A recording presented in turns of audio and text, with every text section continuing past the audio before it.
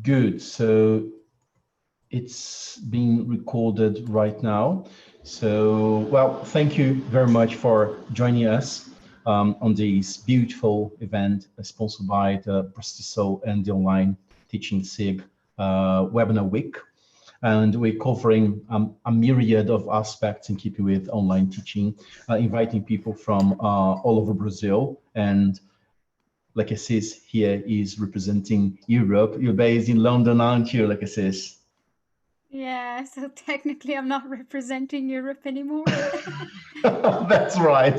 That's right. I was about to say that, but then because of Brexit, you're not anymore. So let me have the honor to introduce, like it says here, CELTA qualified creative multilingual English teacher with a 13-year background in teaching. She has built most of her career in Brazil, where she worked at several schools at university level and especially as a private teacher. She's currently based in London, where she teaches online and also works part-time at 2 English schools and does occasional interpreting gigs for the NHS. She holds TOEFL, IELTS, CPE and ECPE. So ladies and gentlemen, Lachesis is here with you. So break a leg, Lachesis. Thank you. So I thought of starting today's session just explaining to you guys a bit of what I'm doing today. But first, I'd like to confirm, can everybody see me and hear me well? Is my connection okay? Perfect. So as the titles, as the session title says, this is intended for people who are beginners at online teaching. So I've decided to take some of the most pressing issues and the most common questions that people have and turn them into a quick session where we can talk about them. I will not be talking about marketing or more advanced things at this point, just because I want to tackle the really basic concepts that are hindering people from teaching online. If you want, I'm more than happy to answer more complex questions. You can drop me a line or get in touch with me. And if I can help, it will be a pleasure for me.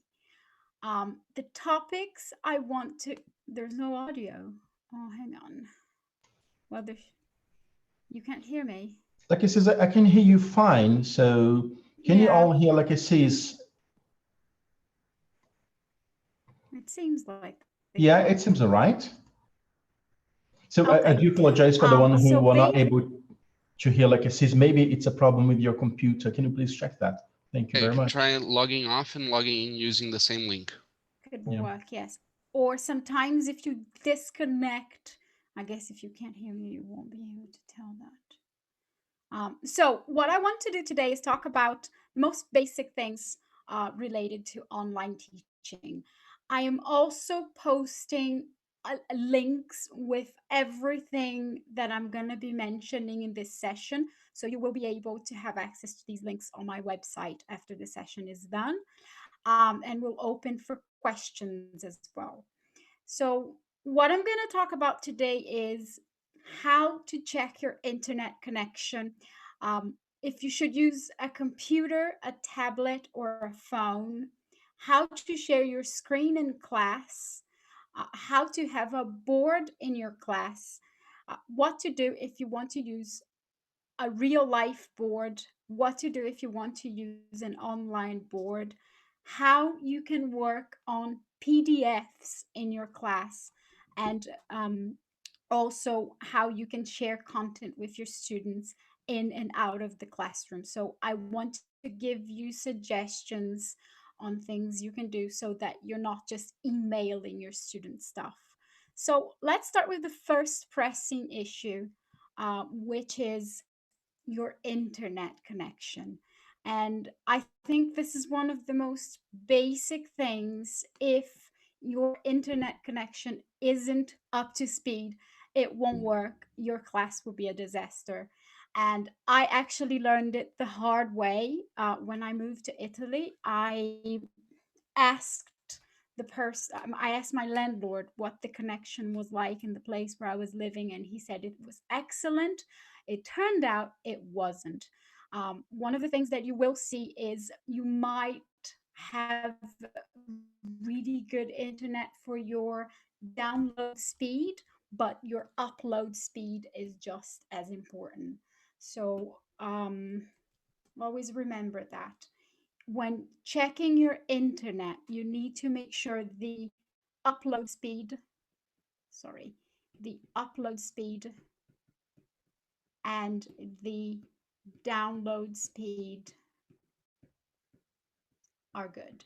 If you're, I think here in the UK, things work in a pretty similar way to Brazil. When companies sell you a package for your internet, they will often not say anything about your upload speed. So you might think you have this amazing internet that has 10 megabytes per second for, or 100 megabytes per second for the download. But if your upload is too slow, you won't be able to send any video information. The best way to find out if your internet and your students is okay is to use a speed, is to run a speed test on your network. I'm going to send you a link with a website where you can do that. And I've taken a couple of screenshots from this website. So as you can see here, we've got 3 different internet connection speed checks. With this one, we've got 15 megabytes per second for download, which is pretty good.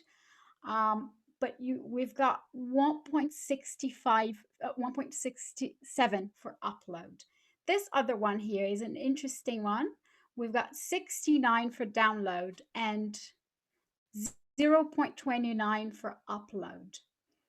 And then we've got 69 for download here. Oh, sorry. Yeah, that's the same again. So as you can see, we've got 2 different internets. Which one do you think is going to be better for someone who's planning to teach online? Can you please answer?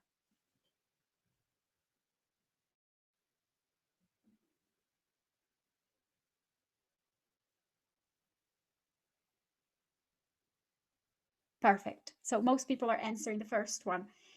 As you can see, even though the second example has 69.06% for download, so it means if I wanted to stream Netflix series, the second one is gonna be much faster because I'll be receiving information in my computer, but it will be very slow if I want to use it for video conferencing.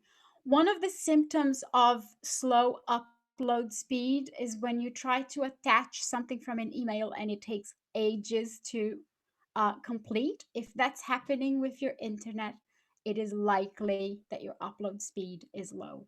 Anything that goes below 2 megabytes per second might be a little slow. So with the first connection, even though you will be able to teach your class, you might have problems with your connection. You might have problems with things going too slow or the video getting choppy. So be careful with that. One of the solutions, if your internet connection isn't up to speed, is to turn off the video. You can do this with your own video and you can do this with your students' video.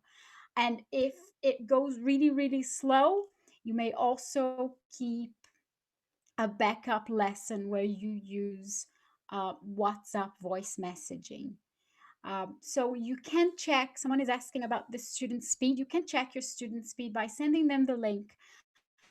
They need to have around the same, the conditions are around the same. You need to have at least 2 megabytes per second for you to be safe and not be worried about the internet. When I've had situations where my students' internet speed was not good, I switched to WhatsApp and did a class on WhatsApp. So you can exchange voice messagings with them. And yeah, So you can do it. It's not going to be as interactive, but it is a solution. And if your student doesn't want to do that, you can convert their class into an e-class. I'll send you a link on how you can do that as well. The app I'm using to write on is a combination of 3 different platforms.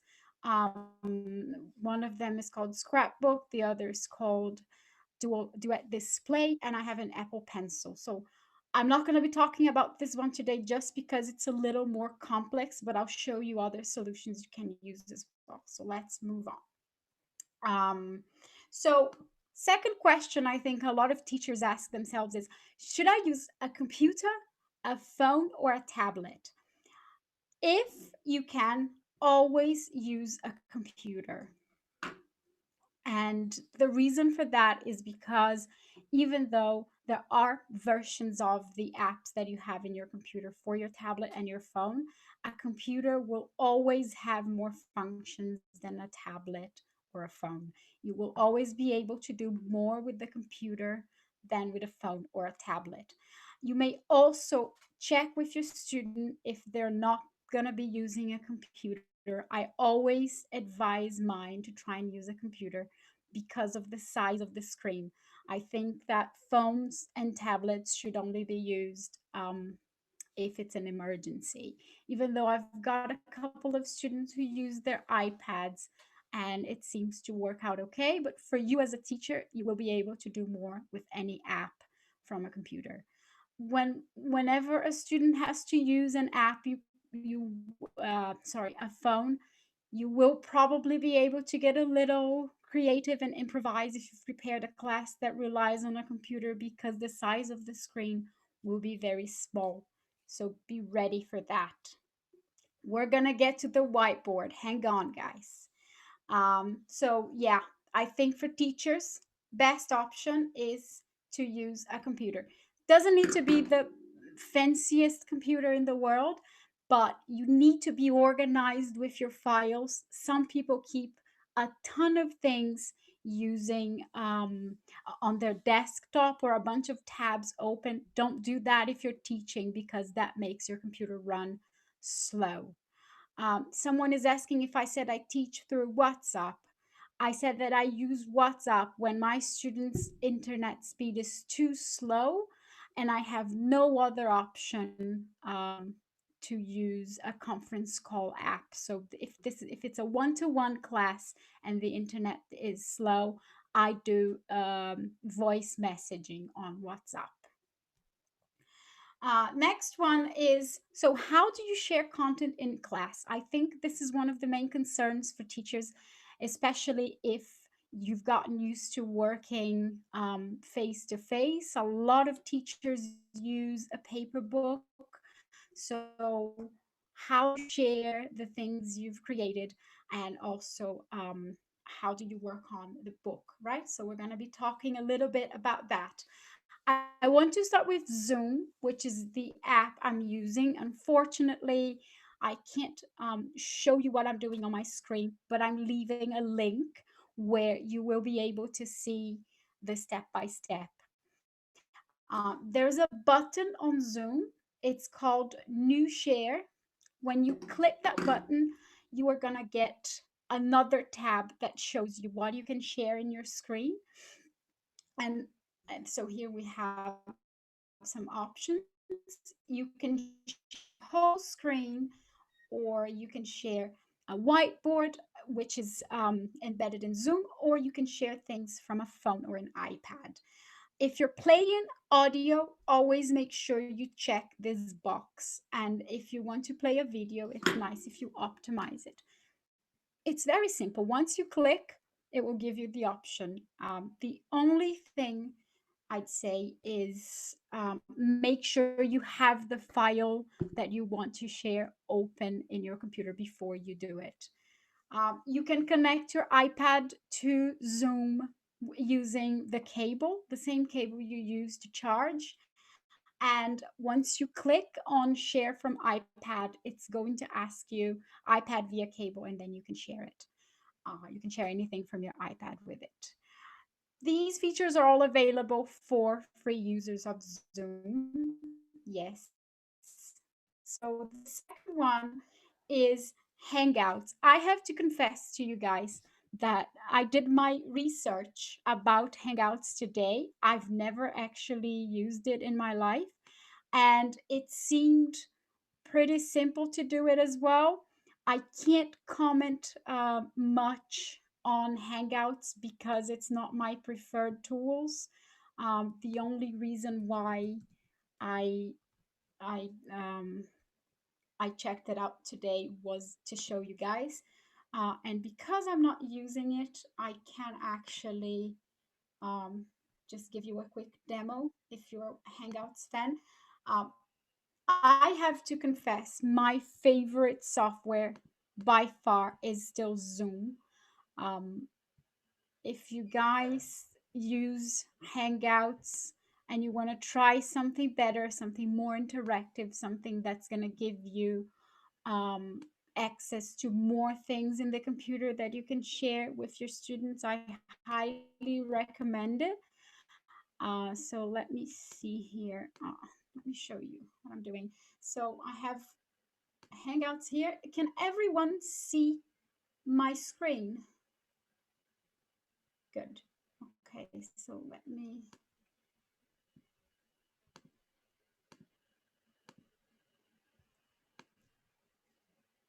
So can everyone confirm that you're seeing the Hangout screen? 1 second. Lots of files in this computer.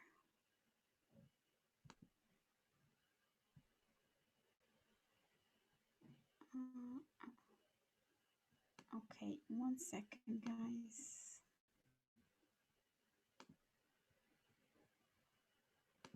Chat. Okay, so if you want to share your screen on Hangouts, it seems like you start a new conversation. I don't know if this will work because maybe it won't work because I'm already sharing my screen from a different app.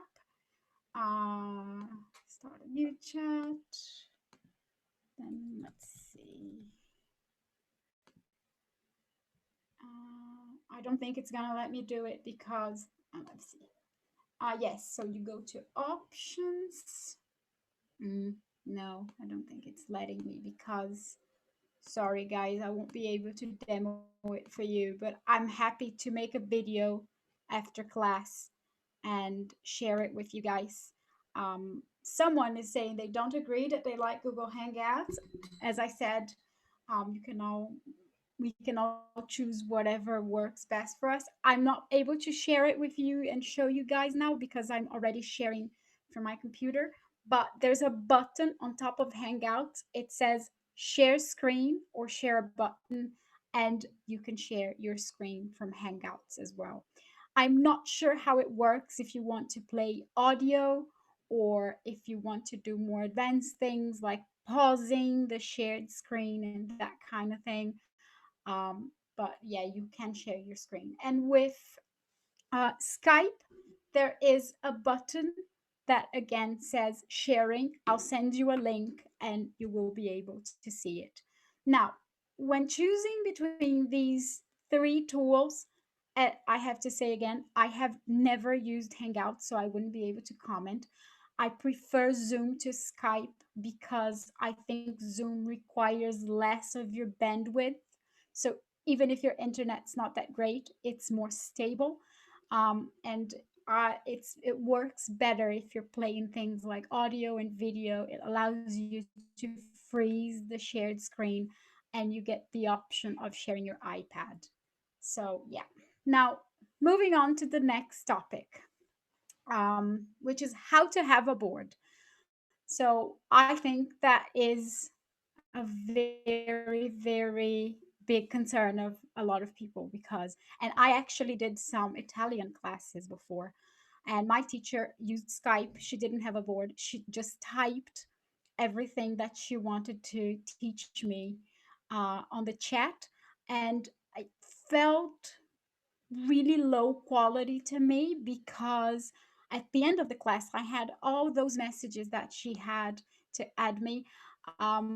Yes, Olga is asking if students need to have an account. Yes, you need to have an account. You can sign up using your Facebook, or you can add an email, but yeah, you do need to create an account. And so how can you um, use a board, right? So the first solution I found, I'm sharing two YouTube channels, random YouTube channels I found with you guys in case you want to use your physical board. I found these two lessons where online teachers are using um, physical boards. So if you guys go to the, if you guys click the links that I'll send you at the end of this, you will be able to see it. My take on using a physical board is that probably it won't work very well if you um, if you're using your the webcam of your computer. I think you would need an external camera, and I think you would have to write in very big letters. So you would have to connect a different computer, sorry, a different camera to your computer. I don't know how it would work, but I'm adding these two videos so that you guys can have a look and see what would work better. So yeah, definitely use an external camera. Um, Large handwriting, and if you think you're writing too much, you can also take a picture of that board and send to your students. When I first started teaching online, I I used to use a physical board, and one of the things I had to pay a lot of attention to is because you don't have the person in the room with you, it's very easy to just keep doing a lot of things and forget to go and check with your student if they are okay. Someone is saying that if you use Zoom, do students have to access it as well, or can I use WhatsApp? If you're using Zoom, your students need to be connected to Zoom as well. They may download the platform or they can use it on the website, but they do need to create an account. Yes. And then so a couple of online boards. I will be sharing links to all these boards with you guys, to all the downloadable things with you guys, so you will be able to look at these links later. The first solution I thought, if you don't want to get too adventurous and you want to use something you already know, is PowerPoint. We often, if you're sharing your screen via Zoom or Hangouts or Skype, you can share a PowerPoint window, and then you can add boxes like this and type the stuff you want so your student can see. You may also add pictures. So if you share only the PowerPoint and not the whole screen, you can use your PowerPoint as a board. It would work just fine. Yeah. So the easiest way to do it with something you probably already know is use PowerPoint. Um, just don't have it on presentation mode because then you won't be able to type anything in it. The second solution is an e-board solution called Active Inspire. Lots of the best schools in Brazil use this for their Promethean boards. Active Inspire allows you to create pages for the things that you're doing. You may also erase things, and you can highlight, you can add pictures, there's animation, you can add audio. It works really well. You can download it. I'm going to send to you the link to you guys so you can have a look. It's very, very good. If you're combining it with an iPad, you can actually have a real e-board online. um, And then Zoom has an e-board feature. What? I mean, I'm not a huge fan of Zoom's e-board. Let me show you guys. So this is Zoom's board. Um, um, I'm using an Apple Pencil, right? So this is what my handwriting looks like on it. It doesn't pick up the signal from your stylus very well. And I think it's just not very good. It's if you have nothing else you can use this board, but it's not my favorite. You may also type stuff like you're typing here, and just add the usual solutions. But again, not my favorite tool. I would only use it if I didn't really have another option. Let's see, moving on.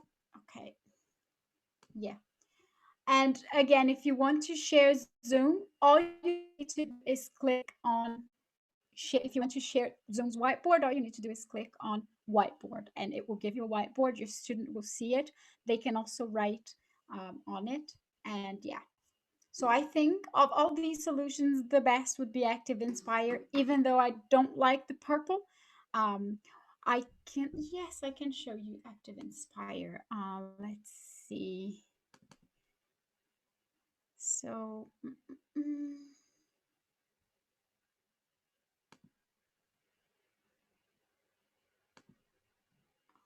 on.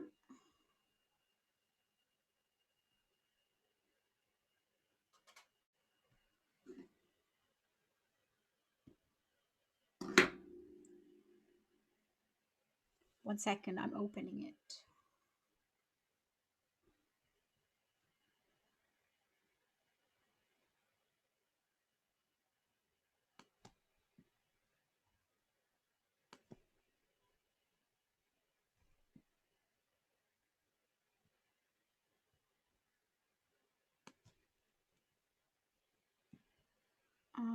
So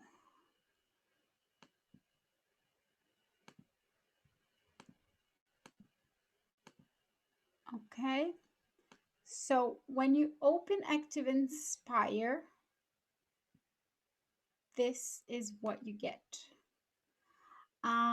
Do students write on the board if you allow them to? As I said, I can't comment on Hangouts or Skype. Your students can write on on your on your board using Zoom. There's a tool called Annotate. Your students will see it under View Options, Annotate. They can write on your board, but they won't actually be writing on your board. They will be writing on your screen. So if you want to save those notes, you have to select Save um, or sorry, take a screenshot. But yes, other than that, no, with Active Inspire and Zoom, and I don't think your student can write on your board remotely. If I'm wrong, please tell me. Carla said that her handwriting is terrible. This is why I like typing instead of writing. It does make it more organized, yes. So this is what Active Inspire look like. You always have to select the size of the screen.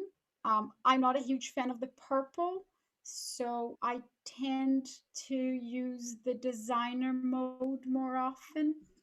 Hang on. Sorry, I just have too many things open. Screen size.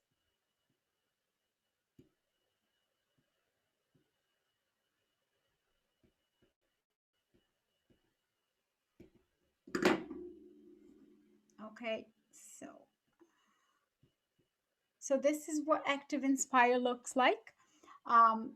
You can type things from your computer. Because I have an iPad and a stylus, I would be able to do things like this. You can, instead of deleting, you can add new pages. Active Inspire is not my favorite. There's a couple of other ones I really like as well. I think amongst the free ones that you can use with anything, Active Inspire does a pretty good job. You can do, like, for example, this and then highlight. If you want to add the page, you can add a page. So it's pretty good. Yeah, so this is what you would get. And then you have this tool palette with just a series of different options on what you can do. And again, I prefer this other mode. I think it's called the designer mode, just because that purple thing is just horrendous, and I think it's distracting for students. So yeah, this is Active Inspire. You don't need to be, very advanced in terms of technology to use it. It's really intuitive. So I'll give you guys options for links with anything else. All these apps are free. Yes, I'm also going to give you some other options that you can explore as well. It will all be on the link I sent you guys at the end. Perfect. So moving on, what do we do about hard copies? I know many of you probably use paper books. And I also imagine a lot of you have worksheets and that kind of thing. So, how do you go about using them in your online classes? So, let's start with hard copies, right? Which I think is a big, big problem. Let me give you just an example. So, one of the schools where I teach is this book, and this is also the book that my student has. What I have been doing with this student is I I scan the pages that I want to use in my class, and I share those pages on Zoom during the class. I don't know how this would work with Skype, so I or Hangouts or other apps, so I can't comment, but it does work really well with her. I just want to highlight that I'm not saying to teachers that it's okay to, have PDFs instead of a book that you shouldn't buy. I'm not discouraging people from doing the right thing, but I do think it can come in handy to have a scan of the pages you want to use. And if you think that in a 1 hour class you will probably not do more than 2 pages, it can come in handy. So here, for example, I have one page from her book, and sorry, I have a few pages that I've scanned, and what I've been doing with the pages I scan is I share them during the class, and then I annotate on them using Zoom. So Zoom has annotation features. This is a little small now. I'm not going to play around with it too much because my computer is going to run slow because I have so many things open at the moment. But you can put a heart if you want, or you can highlight parts of the text if you want. If you want to attract their attention, you can draw a narrow to what you're trying to do. And again, this is pretty easy. Someone is saying you can use the Adobe Scan app. Yeah, I think it's the best way to do it. I have tried to teach an online class where I showed what page I wanted my student to work on. It didn't work. They will get lost. They will feel helpless. They might do a different task from what you asked. And if you have a reading or something that requires you to find specific information in parts of the text, you will not be able to help them. So students can ask questions orally instead of typing. I don't understand this question. You can type the answers as well. So you can say, you can type and your student will see what you've typed in their computer. Again, what you need to remember is that you're not writing on this PDF. You are writing on the computer screen. So if you close that shared screen, you won't be able to see anything anymore. And I think this is a very good way to handle the problem of having a paper book. One of the things I do with my students who are keeping a paper notebook is have them take a picture and send me on WhatsApp. If you work for a school and you don't want to share your WhatsApp contact with your student, you can ask them to send you an email. And once they send the picture of their notebook, I'm able to give them feedback on the work they've done. You can also do this with the books that you're using in class. So you can have them send you a photo of the part of the book that you're using, and yeah, they will do that for you. Someone's giving really good advice here. Depending on the book you use, you may talk to the publisher and see if they have the ebook version for you. Oxford has the Oxford Bookshelf. Speak Out and big publishers have online platforms on CD-ROOMs that can make that class really interactive instead of scanning. Yes, that's true. If you're willing to buy the book, if you're willing to buy the CD-ROM and install it in your computer, you can do that as well. I wasn't giving the CD-ROM by the school where I teach, and so I didn't really buy it. Um, yeah, but if that's an option, then you can do that as well. Some books come with an interactive version of the online. So this is a solution for people who are caught off guard and now are having to use the paper book in class. Now, another thing that's very complicated is how do we go about the worksheets? Because if you've got worksheets or things that you only have as a PDF, then you're not going to be able to use them. You're not going to be able to print them and hand them out to your students. If you're on a Mac, it's pretty easy to add a PDF. You can just tell your students to open it using Preview. If you're on a Windows computer, it might be a little bit more complicated because they might require you to pay for something. So what I did is I upload my PDFs to Google Class, to my Google Drive. And once you upload the PDF to your Google Drive, you can share them with your students and tell them to connect an app. So the app that I use is called Lumina, and it allows you.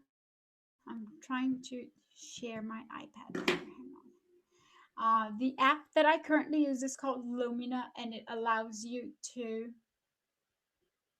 One second.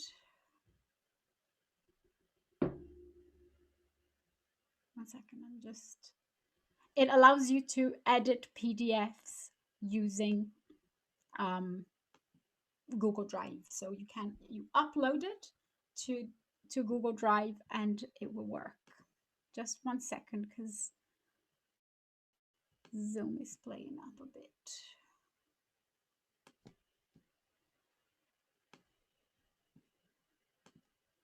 I'm just gonna try to share my iPad with you guys. So let's see. Please let me know if you can see my iPad screen.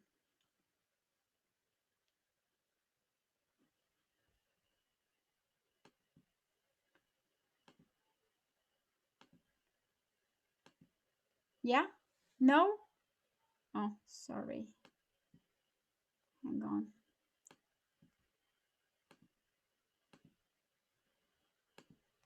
1 second. Yeah, I believe now you can. Okay, so what you're looking at is my iPad screen. I have an iPad Pro. Um, the only reason why I chose the Pro over the other versions is because of the size. It's much bigger than a regular iPad, and so it allows me to do more. I think it's better for writing. So what we're looking at here is my iPad screen. I basically went on Google Drive. Hang on. Yes. So this is my Google Drive. I've connected the PDF editing solution to it. And so, for example, if I take this worksheet, I can edit the content from the worksheet using Google Drive. So, someone is saying that whenever they want to use something that's not in the book, they mail the students the doc, the file, and they bring it to class. Well, the problem is if you're teaching online, it might be complicated to do that because you might not be able to meet in person. And I don't trust students to print things and have them ready for class. So what I prefer to do is share with them via Google Drive. You can select a PDF editing solution. I think this won't give me the option because I'm with my iPad, but you can do that. And yeah, so when it comes to the iPad, you have a series of things that you can use. My favorite software of all is the Seri. The Seri, as you see, is an interactive board. If you want to use it with the iPad alone, it's free, and it works. The handwriting is really nice.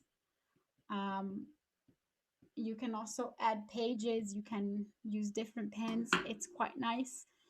Um, and it's very good for taking notes. Another thing I really like is an and a software called iAnnotate. You could pretty much get, oh, sorry, that's wrong. So here, for example, is a couple of things that I use for myself when I was learning Italian. You can take a PDF, edit it, and send it over to someone. So if your student wants to study using their iPad, they can also use iAnnotate. It's very good.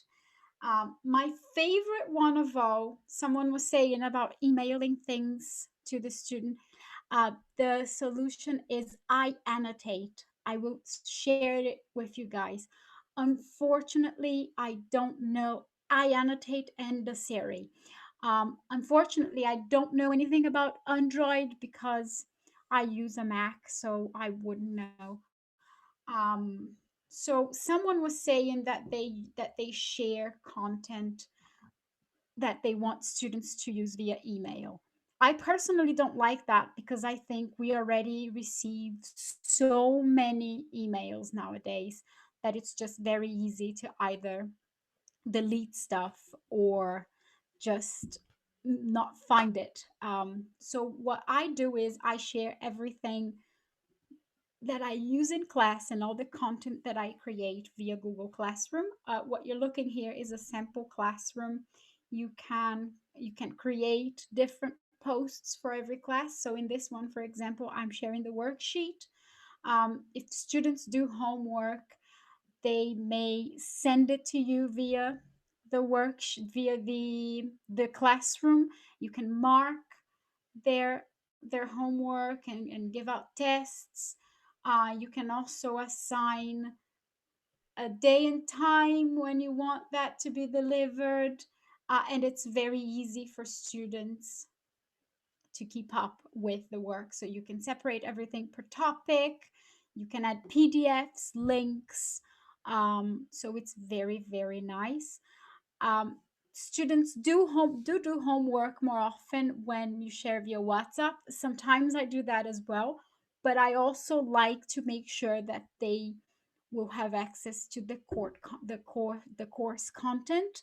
I want them to know that it's all organized in a place. I think the Google Classroom solution is the place for you to do that.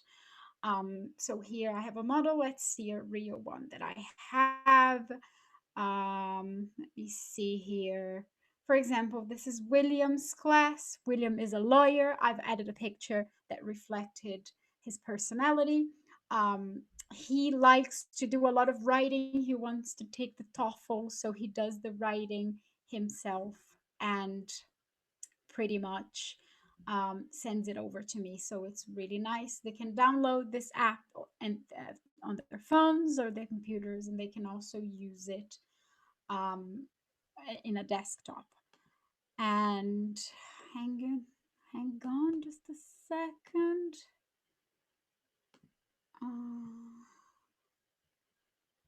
One second, because I have lost the presentation that I was gonna use.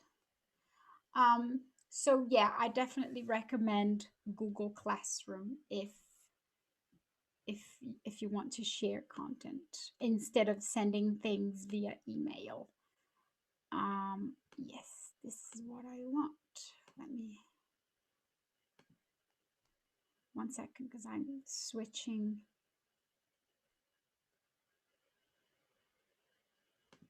connections. Okay.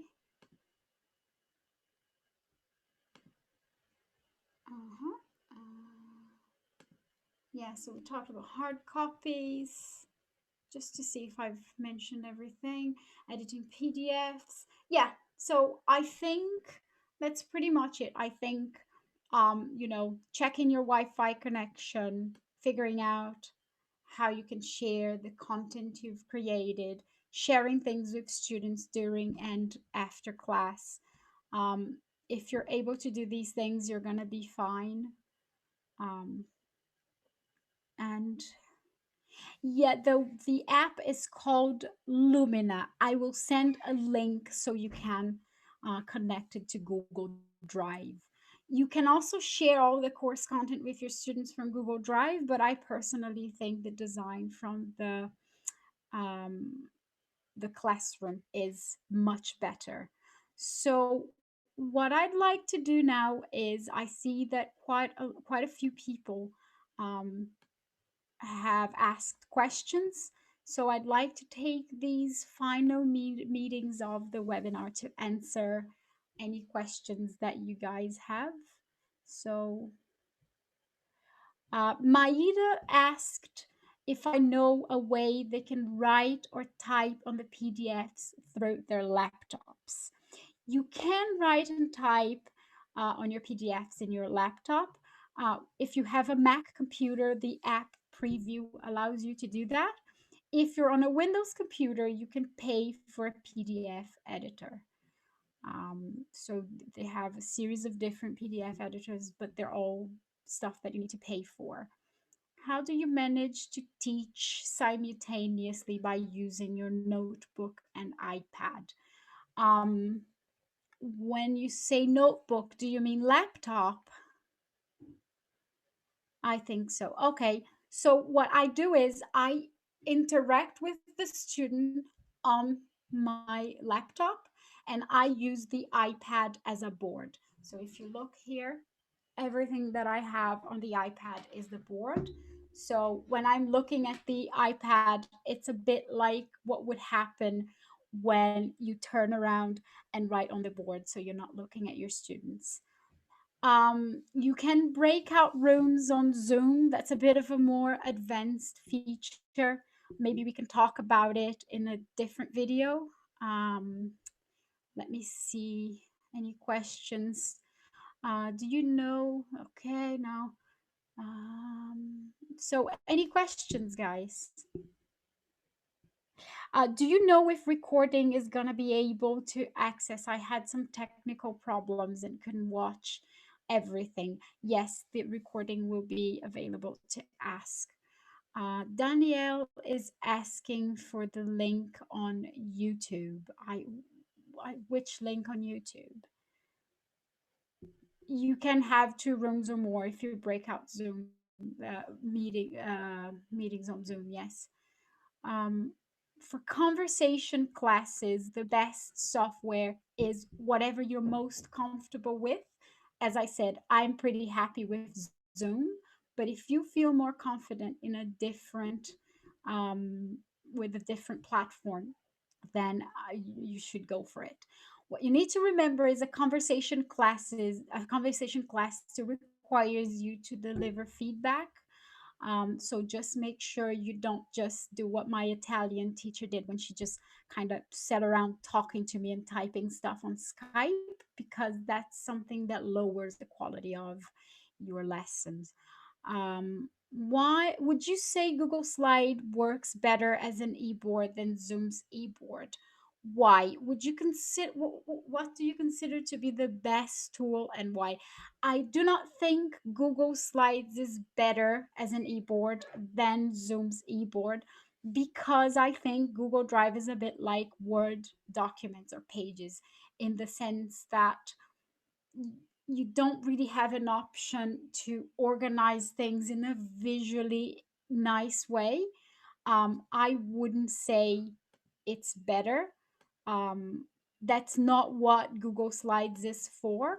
So no, I wouldn't say. I think that the best solutions are the Siri, as I said.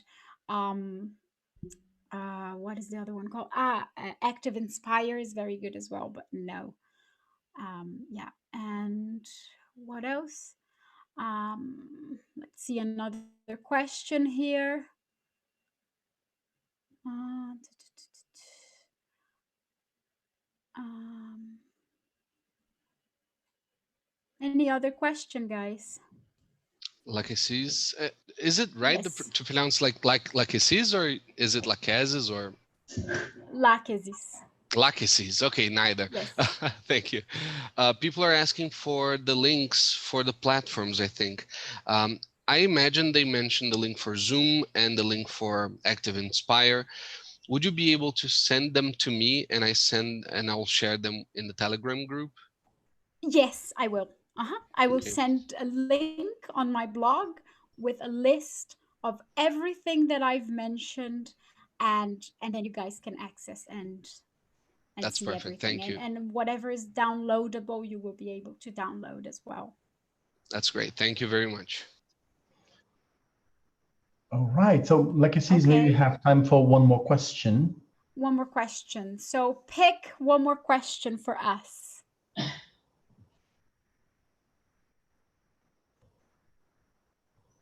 There's this question by Ricardo here. When you teach a group, how many students do you recommend in an online class? Well, so I think that teaching groups in an online class can be quite similar to teaching face to face. It all depends on just how well leveled these students are. Personally, one of the things you can do with groups is use more than one platform. You can break out rooms, but you can also use, for example, WhatsApp, and have students interact on WhatsApp while also interacting on Zoom, so that they can do pair work and you can monitor them. I think that it would be similar numbers. I wouldn't be able to comment without knowing the students' levels and specific needs and everything like that. All right. Okay. So, well, I think this is the end of this session.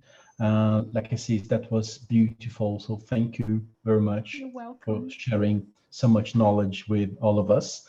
And this is just a quick reminder that we're going to be back tomorrow with Cecilia Sorry. Aubrey. No. Sorry. There's Oh, still another webinar. Yeah, there's still there is another one today webinar by at Denilson. Yeah. 3 o'clock Brasilia time by Denilson de Lima. I'll be sending the reminders too on the Telegram group and WhatsApp group. And Julio, please move on. Yeah, because Denilson is not by the online teaching SIG. So I was just talking about the ones from the online teaching SIG. So we have the amazing Cecilia Aubrey tomorrow at 2 p.m. She's going to share with all of us 5 online tools that will boost your classes.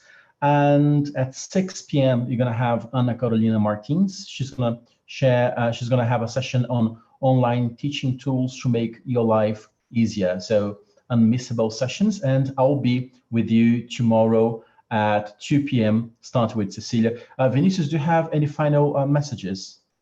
Yeah, people are asking in the chat box and also on YouTube how to get to Lachesis website, and she'll send them to me. She'll send the links to me, and I'll forward them to you via the WhatsApp group and the Telegram group. Okay, so make sure you are logged in the Telegram group, which is called the channel, in this link I sent on the chat box. And don't forget to fill in the feedback form as well. Perfect, thank you. Okay, guys, so thank you very much. Enjoy your Saturday at home and see you tomorrow at 2 p.m. Cheers, take care.